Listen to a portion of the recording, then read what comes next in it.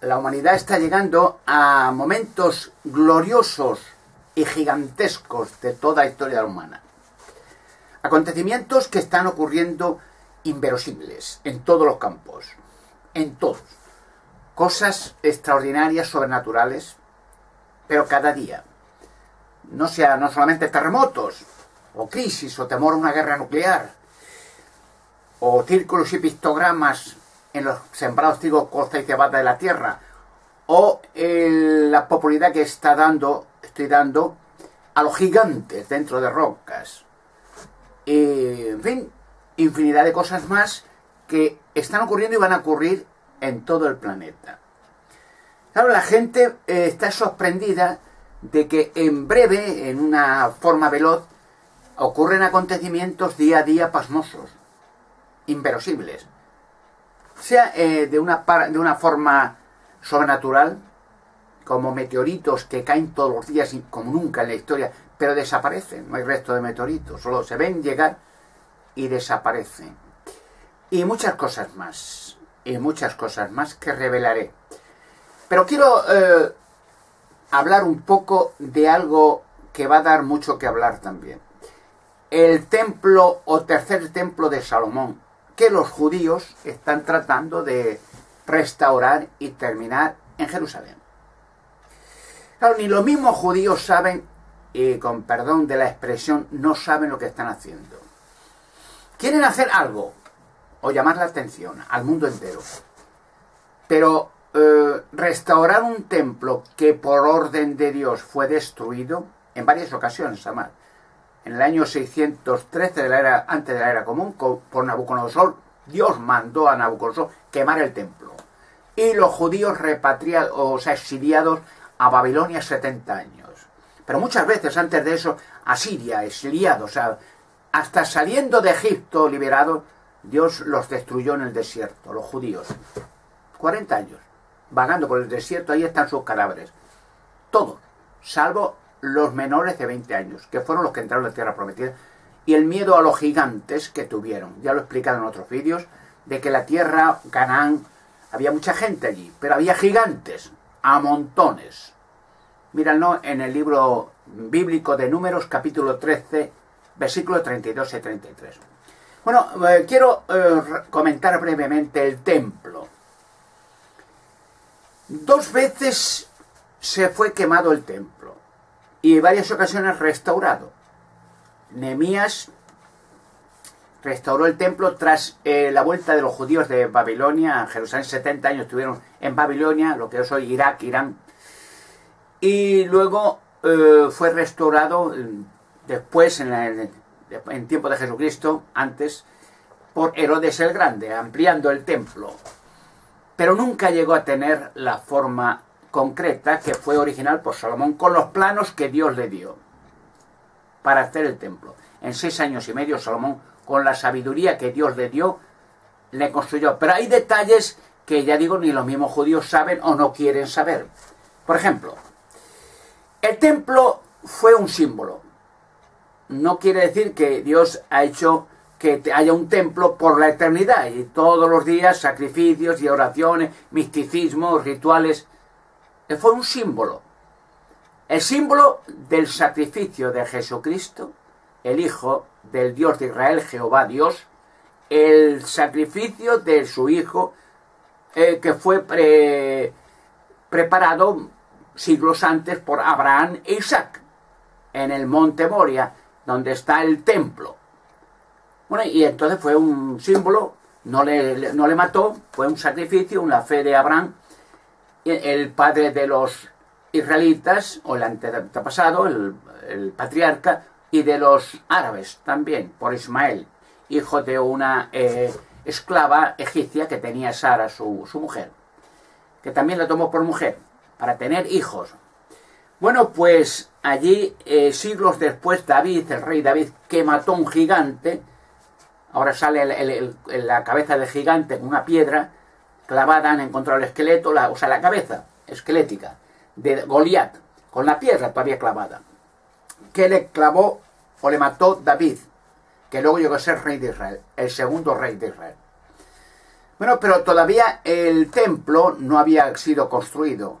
David quiso construir el templo por el hecho de que el templo que construyó Salomón fue con un propósito. ¿Y cuál fue el propósito de hacer un templo? Para hacer misas, ceremonias, rituales, no. Para que dentro del templo estuviera lo que siglos antes, muchos siglos, había hecho Moisés en el monte Sinaí, un arca de la alianza, que es el instrumento de Dios, era el instrumento de Dios para hablar con los hombres en la tierra, en especial con los israelitas. Ese fue el motivo de hacer el templo, para que el arca no la llevaran en tiendas de campaña, sino hacer un lugar suntuoso y tener el arca allí para el arca. O sea, el templo fue para el arca, no fue para otra cosa. Y entonces había una serie sacerdotal procedentes del hermano de Moisés, Aarón. Y no había que tener otro sumo sacerdote que no fuera de la familia de Aarón. Los hijos de los hijos, tal. Y así fue. Se construyó el templo y allí iban a rendir culto. Y al rendir culto no hacer oraciones, misticismo y ceremonias y humos, no. A escuchar la ley de Dios. Los libros sagrados de Dios, o la Biblia, vamos, los profetas, allí, o sea, iban allí como un local público, los judíos o no judíos, había diferentes departamentos para judíos dentro y un patio exterior para que eran prosélitos, no eran judíos, pero también podían ir allí. Y escuchaban la ley, leían algún capítulo y le explicaban qué había pasado con Moisés, con Adán, con Eva, con el Mar Rojo, con toda la historia, lo que es la Biblia, vamos, le explicaban. No era para otro motivo. Y una vez al año, el Arca de la Alianza entraba en funciones y el sumo sacerdote, era de la familia de Aarón, entraba en el Santísimo. No podía entrar nadie. Había una cortina, no podía entrar nadie. Una vez al año, una hora, llegaba el sumo sacerdote, además tenía que duchar, vestir con perfume especial, un perfume, una fórmula dada por Dios, también campanillas para oír cuando iba andando, cuando iba a entrar, no de entrar de sorpresa, preparado todo muy limpio y minucioso. Y Dios le daba instrucciones. El arca, se oía la voz de Dios encima del arca y el sumo sacerdote escribía lo que Dios había dicho, leyes para el pueblo de Israel. Ya digo, la rebelión de los judíos constante, la idolatría, la estupidez humana, la avaricia del dinero, ya llegó, dice la Sagrada Escritura, llegó a tener odio Dios a los judíos. Y los destruyó varias veces hasta que en el año, cuando llegó Jesucristo, que era el propósito del templo, el símbolo, la llegada de Jesucristo. El sacrificio perfecto de Cristo, ¿para qué? ¿Para qué Jesucristo? ¿Para que seamos buenos todos?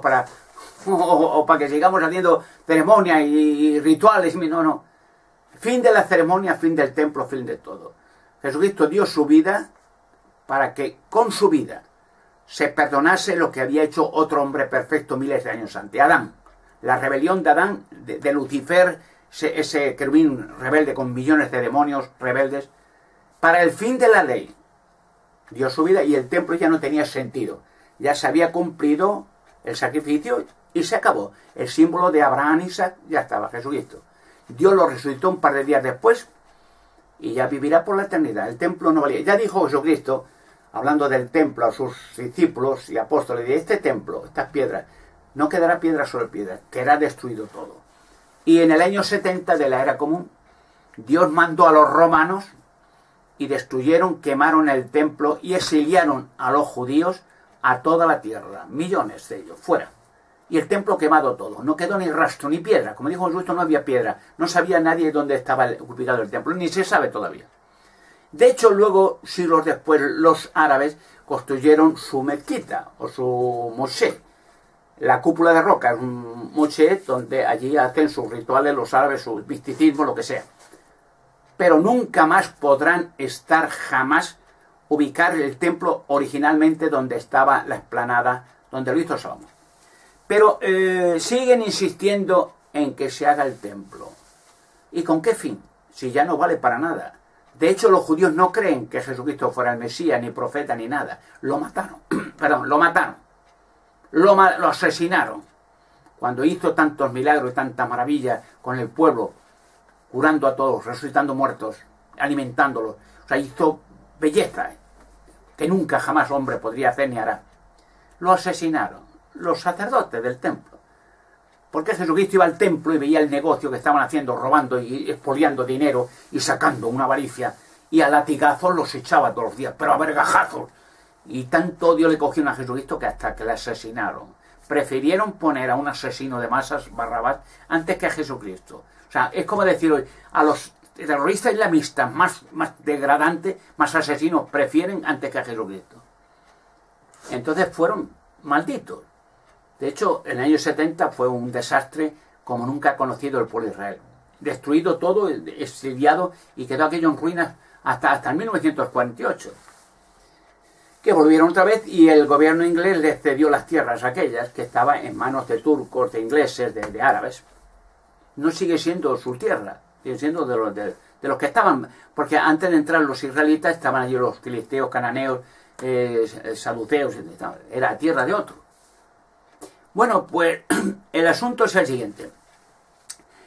¿Con qué fin quieren construir el templo? Ni ellos mismos lo saben. Pero más o menos es un símbolo de poder. Centrar el poder mundial en Israel, en los judíos. El dinero, negocio. O sea, tener ellos la osadía de decir, bueno, nosotros no necesitamos a Jesucristo ni nada, el templo. Pero el templo estaba original para el arca de la alianza. Pero los judíos no quieren saber nada del arca. O sea, el arca ni mención siquiera. Pero si era un templo para... Es que como decir, dicho en otras veces, como alguien, vamos a construir una casa para esta familia. Y se construye una casa fantástica. Pero la familia da igual, que viva en el campo. En la casa no vive nadie. Pero ¿para qué se construye una casa? Para una familia que no tiene casa. Dice que da igual, lo importante es la casa, que se vea muy bonita y terminada. Pero la familia que se muera de frío en el campo. Es lo mismo que el templo. El templo era para el arca. Para que no estuviera el arca en una tienda de campaña, con la lluvia, con el frío, con la nieve, sino en un lugar fijo y estuviera todo limpio. Y el arca era el principio, el propósito de que Dios salvara. El arca fue por Salomón, porque Dios le dio a Salomón super sabiduría, llevada en una nave voladora. Tenía varias naves voladoras Salomón. Además, los escritos árabes antiguos lo dicen, las naves voladoras de Salomón, o los genios, que tenía espejos mágicos, la cueva de Hércules, la mesa de Salomón, que veía cosas del futuro y del pasado, que le ayudaban los ángeles a volar con instrumentos técnicos, bueno, etcétera, etcétera. Y se la trajo a España. El arca la tengo yo en seguridad. La conozco yo. De hecho, durante toda la historia, mucha gente, ahora va saliendo todo, no solamente Hitler, Heinrich Himmler, los templarios, el Vaticano, los satanistas, todos buscan el arca. Porque piensan que teniendo el arca y teniendo Dios ellos piensan así. Teniendo el arca tienen el favor de Dios y dominan el mundo. Porque hay profecía que dice el que tenga el arca o tenga poder sobre el arca, que decir, tenga autoridad. No le pase nada, porque el arca no la podía ver nadie. Si alguien miraba, incluso somos sacerdotes, no llegando a esa hora prescrita de una vez al año, entraba allí, moría. El arca es algo sobrenatural, no puede verla ni tocarla. La llevaban en las campañas de guerra contra los filisteos con una lona azul. No la podían ver ni los judíos. Sabían que era el arca porque llevaban los levitas el arca con varales y no la veían. Veían que allí había algo envuelto, el arca. Sabían que era el arca, pero no la podían ver. El sumo sacerdote, una vez al año, una hora.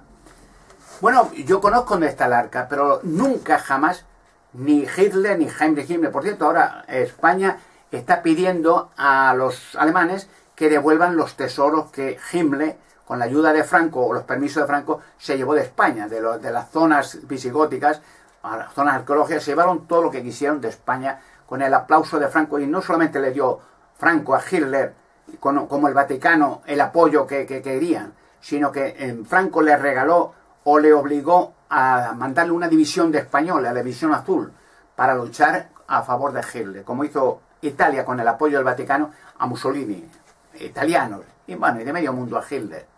Así perdió la guerra y terminó Alemania y terminó todo el mundo. Y así terminará el Vaticano. El arca de la alianza no la puede hallar nadie. Y pobre de la persona que intente tocar hoy o siempre el arca, que no sea la persona escogida. De hecho, voy a decir una cosa. Ahora están saliendo cada vez más profecías antiguas, pero esto está en internet.